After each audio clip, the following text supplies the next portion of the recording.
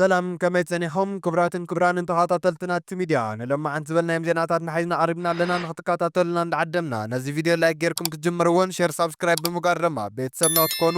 ናቲ ሚድያ ዕድም ናብ ዝርዝር ክነስግረኩም ንመግለፂ ሰራዊት ትግራይ ዝድግፍ መግለፂ ካብ ኣሜሪካ ሰራዊት ትግራይ ዘብዕን ዋሕስን ህዝቢ ትግራይ እዩ ኢሉ ዝጅምር እዚ ማሕበር ተጋሩ ሰሜን ኣሜሪካ ማትሳም ህዝቢ ትግራይ ፌደራል መንግስቲ ኢትዮጵያ ምስ ናይ ወፃኢ ወረርቲ ሓይልታት ተላፊኑ ኣብ ልዕሊ ዝኸፈተ ናይ ፅንተት ወራር ብኽቡር መስዋዕቲ መኪቱ ነቶም ደመኛታት ጸላእቱ ኣገዲዱ ናብ ሰደቓ ሰላም ንኽመፁ ብምግባር ጉድ ዝገብሮም ውዕል ፕሪቶርያ ተግባራዊ ንክኸውን ንዝሓለፉ 2 ዓመታት ብትዕግስቲ ተጻዋራይነት እኳ እንተተጸብየ ብሰንኪ ሸርሕን ምስሉይነትን ፌደራል መንግስቲ ኢትዮጵያን ሸለልትነት ዋሕዲ ቆራጽነት ትሑት ኣጀንዳ መራሕቲ ትግራይን ውዕል ፕሪቶርያ ተወንዚፉ ብመሰረት እቲ ውዕል ክምለስ ዝግብኦ ሉዓላዊ መሬት ትግራይ ከይተመለሰ ዝተመዛበለ ህዝብና ናብ መርበቱ ከይኣተወ እንሆ ኣብ መከራን ፀባን ይርከብ። እዞም ሰንኪ ውዕል ፕሪቶርያ ብምሉእነት ዘይምትግባሩ ዝተወለዱ ማሕበራዊ ፖለቲካዊ ኢኮኖሚያዊ ፀገማት ኣብ ልዕሊ ህዝቢ ትግራይ ዘውረድዎ ቅልውላው ተበሊጦም ደመኛታት ጸላተ ህዝቢ ትግራይ ተላእኽቶምን ሓድነት ህዝቢ ትግራይ ብምዝራግ ኣቢሎም ህዝቢ ትግራይ ንምድኻምን ንምብታንን ብዙሕ ፃዕሪ ገይሮም እዮም። እቲ ዝወፀ መግለፂ ጉባኤ ዘካየደ ህወሓት ቦትኡ ክርከብን ከመዓራርን ዝብል ካብ ልኡኽ ወፂኡ ንህዝቢ ትግራይ ዘይምትን ግዝያዊ ምምሕዳር ትግራይ ዝተጣየሸሎ ኣገባብ ዝጥሕስ ንውዕሊ ፕሪቶርያ ኣፍሪሱ ሰላምና ዝዘርግ ነናብ ባዕሉ ምብላዕ ዘቱ ጥንቃቐ ዝጎደሎ ብምዃኑ ህዝብና ኣወጢዑን ኣሕዚኑን ኣሎ። በዚ መሰረት ንሕና ኣመራርሓ ወረዳ ካቢነ ዞባ ምምሕዳር ዞባ ደቡብ ምብራቕ ኣብቲ መግለፂ ኣመልኪትና ኣብዞም ዝስዕቡ ነጥብታት ዝሓዘ ቀዋም መግለፂ ኣውፂና ኣለና። ሰራዊት ትግራይ ኩሎም ፖለቲካዊ ውድባት ዝተፈላለየ እምነታት ዘለዎ ብፆት ዘለዎ ናይ ህዝቢ ናይ ቁርፂ እዋን መኸተንበር መፃወቲ ሓደ ፍንጫል ዘይሕጋዊ ጉጅለ ዘይኮነ እንዳሃለወ ሕረፍ ስልጣን ሓደ ናይ ገበን ጉጅለ መጋበርያታቱን ክበሃል ናብ ናይ ፓርቲ ፖለቲካ ምእታው ዘፍትሖ ፀገም የለን። ጥራሕ ዘንተይኮነስ ኣብ ሕወሓት ዝነበረ ፀገም ናብቲ ሰራዊት ወሲዱ ክዘርግን መቃቒሉ ዓቕሚ ናይ ምድኻም ምብትታን ውፅኢት ዘምፅእ ናይ ህዝቢ ትግራይ ሃለዋትን ድሕንነትን ክባር መስዋዕትነት ዝኸፍል ዘሎ ሓይሊ ናይ ዝኾነ ገበነኛ ጉጅለ ዋርድያ ዝገብር ካብ ክብሩ ዘውርድ ሓላፍነት ዝጎደሎ ውሳነ ብምዃኑ ህፁፅ መረምታ ከግበረሉ ንፅውዕ። ግዝያዊ ምምሕዳር ትግራይ ድማ ብኣዋጅ ቁፅሪ 359 ዝቆመ ብደንቢ ቁፅሪ 533 ተግባር ሓላፍነቱ ዝተነፀረ እንዳሃለወ ነዚ ብዝጥሕስ መልክዑ ኮንፈረንስ መጣየሺ ግዝያዊ ምምሕዳር ኢልካ ከም መወከሲ ምጥቃም ንልዕልና ሕጊ ምቁፅፃር ብቐጥታ ውዕሊ ፕሪቶርያ ኣፍሪስካ ናብ ጦርነት ዘእቱ መዘናግዒ መጣቐሲ ምዃኑ እውን መስዋዕትን መጉዳእትን ደቂ ህዝቢ ኣብ ቅድሚ ዓለም ዝተፈረመ ስምምዕነት ከንቱ ክተርፍ ናብ ዳግማይ ህልቂት ዘእቱ ፀገም ህዝብና ዘጋድድ ውሳነ ስለ ዝኾነ ብትሪ ንኹንን። ብመሰረት ሓይልታት ጸጥታ ትግራይ ስሩዕ ውዳበ ዘለዎ ኣብ ትሕቲ ፕሬዚደንት ግዝያዊ ምምሕዳር ትግራይ ዝጥረፍ እንዳሃለወ ንባዕሉ ከም ካሊእ ሳልሳይ ወገን እንዳቆፀረን ኣብቶም ዝተፈጠሩ ፀገማት ካብ ደሙ ንጹህ እየ ዝዓይነቱ ጨወታ ደጋጊሙ ኣስሚዕና እዩ። እቲ ናይ ሕዚ መግለፂ እውን ንባዕሉ ካብ ዝረአየሉ ግጉይ ኣጠማምታ ዝነቐለ ቁሉዕ መፈንቅለ መንግስት ምዃኑ ግልፂ ኮይኑ ኣሎ።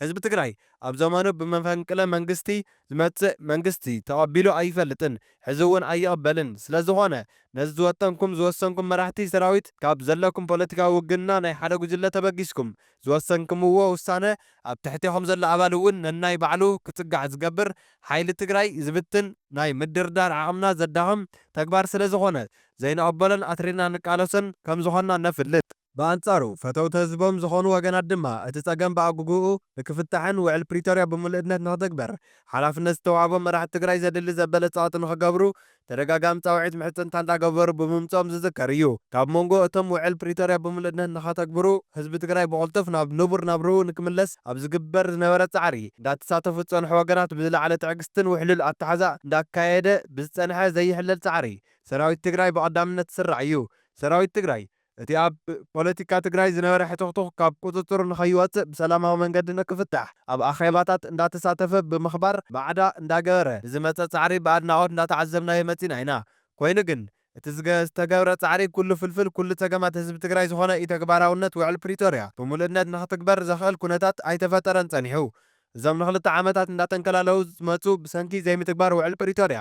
ዝተፈጠሩ ፀገማት እዚኦም ንምፍታሕ እቲ እንከውን ዘብዒ ዋሕስ ህልውና ህዝቢ ትግራይ ዝኾነ ሰራዊት ትግራይ ወሲድዎ ዘሎ ቅዋም ኣዝዩ ዝነኣድ ዘተኣማምን ኮይኑ ረኺብናዮ ኣለና። ሰራዊት ትግራይ ደሙን ህይወትን ከፊሉ ህልውኑ ዘረጋገፀሉ ህዝቢ ትግራይ ካብ ዝኣተዎ ቅልውላው ብዘላቕነት ንምውፃእ ዝገብሮ ንዝመፅእ ፃዕርታት እንዳመስገና ሎሚ ድማ ትማሊ ጥሪ 15 2017 ዓ.ም ንዘውፅኦ መግለጺ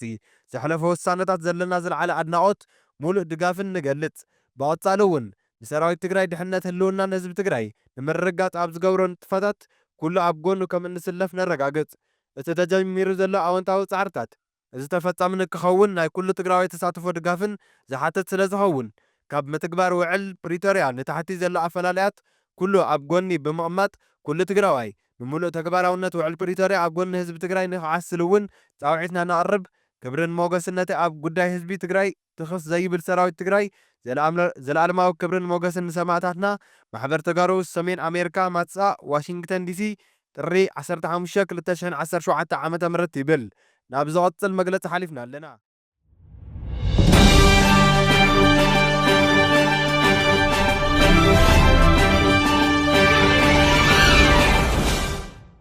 እዚ ከምዚ ኢሉ እንዳሃለዎ ብኻሊእ ገጽ ወይ እውን ብተጻራሪ ገጽ ድማ መግለጺ ዕዋም ኣመራርሓ ዞባን ወረዳ ምምሕዳር ዞባ ደቡብ ምብራቕ ትግራይ እንሆ ጫፍ ብልሒ መኸተና ዝኾነ ሓይሊ ጸጥታ ትግራይ ህዝቢ ትግራይ ዝተኣወጀሉ ናይ ጽንተት ኩናት ንምምካት ድሕንነትን ሃለዋትን ህዝቢ ትግራይ ንምውሓስ ዝወፈረ ውላድ ህዝቢ ትግራይ ዓንዲ ሕቖ ዝኾነ ሓይሊ ምዃኑ ዝፍለጥ እዩ። እዚ ሓይሊ እዚ ወፃዓ ህዝብን ትግራዋይነትን ዝኣከቦ ናይ ዝኾነ ይኹን ደርቢ ከባቢ ሃይማኖት ፓርቲ ውግንና ዘይብሉ ዘይሻራዊ ሓይሊ ኮይኑ ፖለቲካዊ እምነቱ ኣካኢሉ ኣብ ህዝባውነት ሸኺሉ ረቢቡ ንምእማኑ ዘጸግም ፈተነታት በዲሁ ብመስዋዕትነቱ ብሞግራቱን ኣብ ቅድሚ ዓለም ተጻብኦ ደው ናይ ምባል ስምምዕነት ከፈርም ግዝያዊ ምምሕዳር ክጣየሽ ምቹው ኩነታት ፈጢሩ እዩ። እቲ ግዝያዊ ምምሕዳር ካብ ዝጣየሽ ተነጻጻሪ ሰላም ውሱን መንግስታዊ ግልጋሎት ምርካብ ዝኸኣለ እንትኸውን ዝተዋህቦ ተልእኾታት ኣብ ዝሓፀረ ግዜ ወዲኡ ብህዝቢ ዝተመረፀ መንግስቲ ከይህሉ ተሓታትነት ብዘፍርሑን በቲ ኩነታት ወንበረይ ስኢነ እየ ዝብል ናይ ዓሌት ድሕረትን ጉሕለትን ጉጅለ ብትልሚ እንዳዓንቀፎ ሰቓይ ህዝብና እንዳናዋሐ ከም ዝመፀ ዝፍለጥ እዩ። ይኹን እምበር እዚ ዕንቅፋት እዚ በዲኻ ንምሕላፍ እንትሙከር ዝተፈላለየ ሰበብ ኣስባብ እንዳፈጠረ ንድሕሪት ጎቲቱ ይሕዝን ሽፋን ይህብን ዝነበረ ኣመራርሓ ሰራዊት ትግራይ ሕዚ ጉልባቡ ቆሊዑ መሳርሒ ሓደ ጉጅለ ምዃኑ ዘመስከረን ንሃልዋትን ድሕንነትን ህዝቢ ትግራይ ዝተፈጠረ ሰራዊት ካብ ዝደየቦ ጠርዚ ኣውሪዱ ዘብኢ ሓደ ጉጅለ ክገብሩ ዝኽእሉ ውሳነ ብሽም ሓይልታት ጸጥታ ትግራይ ኣውፅኡ ኣሎ። ትግራይ ናይ ኩሉ ትግራዋይ ብመስዋዕቲ ኩሎም ተጋሩ ጸናዕትን እምበር ብፍሉይ ክመርሓ ክቐጥቅጣን ከንቀጥቅጣን ዝተቐብአ ሓይሊ ዘየለ ምዃኑ ክፍለጥን ማዕረ ሜዳ ሃልዩ ፖለቲካዊ ፓርቲታት ዜጋታት ብማዕረ ፖለቲካዊ ሕጊ ዝወዳደሩላ እምበር ርስቲ ብዝመስል ስርወ ስልጣን ብዘቐጽል ጠበንጃ ብዝእዝዝን በዓል ፍሉይ ረብሓ ጥራሕ እንዳተረገጸን ዝነብር ትግራዋይ ክህሉ ስለ ዘይግብኦ ዝኾነ ዓይነት ጭቆና ምፍርራሕን ዘይንቕበልን እንስውአሉ ዕላማ ቃልስና ምዃኑን ክንገልጽን እቲ መግለጺ ድማ ላዕለዎት ኣዘዝቲ ሓይልታት ጸጥታ ትግራይ ቅድሚ ሕዚ ዝወሰንዎ ፖለቲካዊ ትግራይ ካብ ጉልበት ናጻ ክኾን ሰራዊት ስልጣን ከየመዓዱ ብዓመፅ ዝውፃእ ስልጣን ከይህሉ ግዝያዊ ምምሕዳር ኣጠናኺርና ውዕሊ ስምምዕ ፕሪቶርያ ብቕልጣፈ ክፍጸም ጸገም ትግራይ ፖለቲካዊ ብምዃኑ መፍትሒኡ እውን ፖለቲካዊ እዩ ንዝብል ክዋሙ ዝተሓሰ ተራእዩ ብዘይፈልጥ መልክዑ ነቲ ናይ ሰራዊት መሪሕነት ተዋረድ ብዝተሓሰ መልክዑ ኣብ ክንዲ ነቲ ፖለቲካዊ ውጥጥ ምዕሩይ ከምቲ ብንዕቐት ጉባኤ ኢሉ ህዝቢ ትግራይ ኣብ ክልተ ዝገምዐ ጉጅለ ተግባር ብምድጋም እቲ ውጥጥ ናብ ሰራዊት ኣትዩ ነቲ ባርዕ ቤንዚን ዝውስኽን ሓላፍነት ዝጎደሎ ዘይእርኑብ ሓደገኛ ውሳነ ምዃኑ ብትሪ ንኹንንን ይብል እዚ መግለፂ እዚ ዞባ ደቡብ ምብራቕ ትግራይ ኣብ መወዳእታ ኣብ ክልል ኣምሓራ ዞባ ምዕራብ ጎጃም ማእኸል ጎንደር ብሓይልታት መንግስቲ ኣብ ሓደ መዓልቲ ዝተፈላለዩ ሰዓታት ተፈጺሞም ብዝተባሃሉ መጥቃዕቲ ኣስታት 20 ሰላማውያን ሰባት ካብ ዝተቐተሉ ስድራ ግዳያት መሰኻኽር ዓይኒ ተዛሪቦም። ኣብ ጽባሕ በዓል ጥምቀት ሶኒ ኣብ ማእኸል ጎንደር ወረዳ ኣላፋ ከምኡ እውን ምብራቕ ጎጃም ወረዳ ቋሪት በዓል ኣብ ልዕሊ ዘኽብሩ ኣብ ሕርሻ ቦታ ንጥሪት ምግቢ ይእክቡ ኣብ ልዕሊ ዝነበሩ ሰባት እዩ መጥቃዕቲ ተፈጺሙ ዝበሃል ዘሎ። ኣብ ክልቲኦም ዞባታት ኣብ ውሽጢ ሓደ መዓልቲ ብዛዕባ ዝተፈጸመ መጥቃዕቲ ነበርቲ እቲ ከባቢ መሰኻኽር ዓይኒ ስድራ ግዳያትን ዝተዘራረቡ ኮይኖም ንኣመሓደርቲ እቲ ከባቢ ንምርካብ ዝተገበረ ፈተነ ድማ ቢቢሲ ኣይሰመረለይን ኢሉ ኣሎ። ኣብ ፍጻሜ ሓደ ቀሽን ካልኦት ህፃናትን ሓዊሱ ሰላማውያን ሰባት ከም ዝተቐተሉ እቶም ምንጭታት ተዛሪቦም ኣለው። ኣብ ክልተ ፍጻሜታት ተቐቲሎም ካብ ዝተባሃሉ ኣስታት 20 ሰባት ብተወሳኺ ካልኦት ብዙሓት ብመውቃዕትን ጥይት ጉድኣት ከም ዝበፅሖም ድማ